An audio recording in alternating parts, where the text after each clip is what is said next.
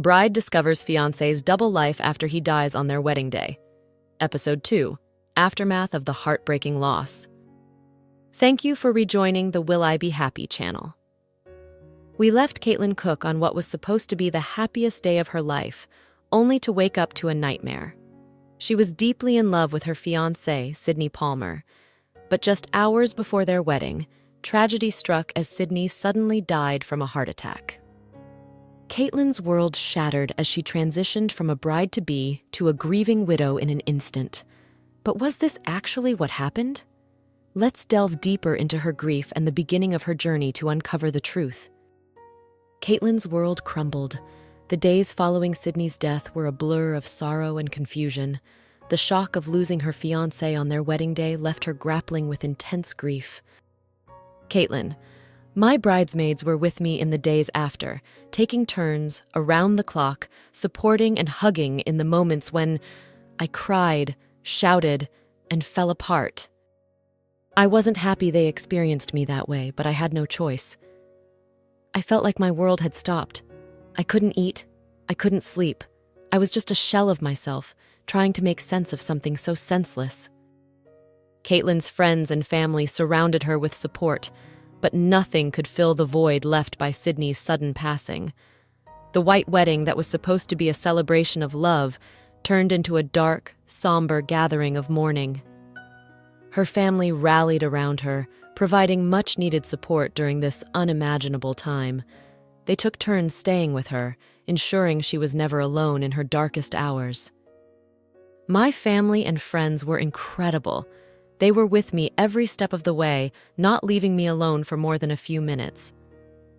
They helped me survive those first few weeks and even smile again, but that doesn't mean I wasn't heading to a path of self-destruction.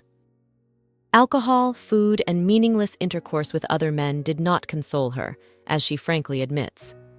Through the following months, Kate tried to find solace in social media, connecting with others who had experienced similar losses. It was through these connections that she began to see a way forward. She joined online support groups, sharing her story and finding comfort in the stories of others. Kaitlin, the community I found online was incredible. People who had gone through horrific things and survived, their honesty and support, were a lifeline for me. But just as Kaitlin started to piece her life together, she stumbled upon a shocking revelation. On Sid's birthday in April 2022, she saw a social media post that turned her world upside down. I saw a comment on his profile, wishing him a happy birthday, discussing spending his last birthday together. I was so confused. I reached out to the woman who made the post, and she told me she was his girlfriend. The New York woman, Kimberly Kay, revealed that she and Sid had been in a relationship for 4 years, but declined his proposal 1 year before his death. Kaitlin's grief turned to bewilderment and anger as she realized the extent of Sydney's betrayal. Kaitlin, my body went numb. She sent me messages and pictures proving they had been together. Kimberly described how they met through a dating app. She told me about long nights of love, moments of laughter, passion, dates, and even what his apartment looked like in detail. I didn't initially understand what she was saying, but the understanding came slowly. He had been living a double life. As Kate processed this new information, she began to uncover more lies and deceit.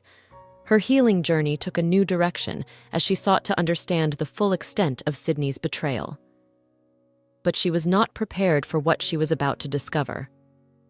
Stay tuned to see what Kate found out next.